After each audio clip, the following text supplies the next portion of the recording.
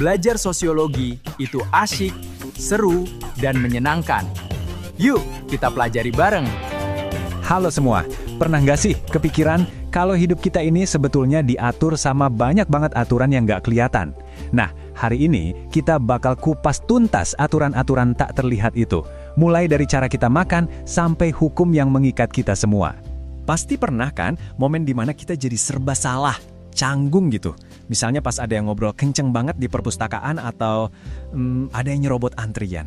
Nah, momen-momen aneh itu terjadi karena ada sesuatu yang dilanggar, norma sosial. Oke, jadi pertanyaannya, apa sih sebenarnya yang kita maksud dengan norma sosial itu? Mari kita bedah lebih dalam. Secara definisi, norma itu adalah aturan yang jadi panduan perilaku kita. Gampangnya gini deh, anggap aja ini semacam perjanjian gak tertulis di masyarakat, kayak software sosial yang bikin semuanya berjalan lancar tanpa kita harus mikirin setiap saat. Jadi, ini poin yang paling krusial.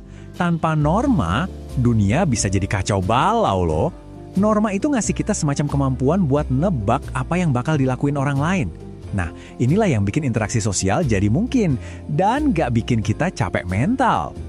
Nah, norma ini secara umum bisa kita bagi jadi dua jenis utama. Di satu sisi ada norma formal. Ini aturan yang jelas tertulis kayak undang-undang yang dibuat pemerintah. Di sisi lain ada norma informal. Ini nih aturan-aturan tak tertulis yang kita pelajari dari kecil, dari keluarga, dari lingkungan. Dan yang menarik, norma informal ini jumlahnya jauh lebih banyak dan seringkali pengaruhnya lebih kuat di kehidupan kita sehari-hari. Sekarang, bagian yang seru nih. Ternyata, nggak semua norma itu setara loh. Ada tingkatannya, ada hierarkinya. Jadi, nggak semua pelanggaran aturan itu dianggap sama beratnya. Ada 4 level di sini. Mulai dari yang paling enteng, sampai yang paling wow, serius banget. Coba deh perhatiin, gimana sanksinya makin lama makin berat seiring naiknya tingkatan.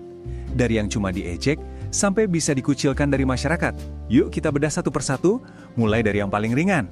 Kita mulai dari yang paling dasar, paling santai, cara atau usage. Ini tuh soal etiket-etiket kecil aja. Kalau kamu melanggarnya, ya paling orang cuma liatin kamu dengan aneh atau mungkin negur dikit. Sanksinya ringan banget. Naik satu tingkat, kita punya kebiasaan atau folkways. Nah, ini udah lebih dari sekedar etiket. Ini tuh perilaku yang diulang-ulang terus sampai jadi semacam tradisi dan bahkan membentuk identitas sebuah kelompok. Ini soal kesopanan dasar yang kita harapkan dari orang lain. Contohnya, wah, ini sih kita lakuin tiap hari. Kayak pakai tangan kanan pas ngasih sesuatu ke orang, atau ngetuk pintu sebelum masuk, ngucapin salam pas bertamu.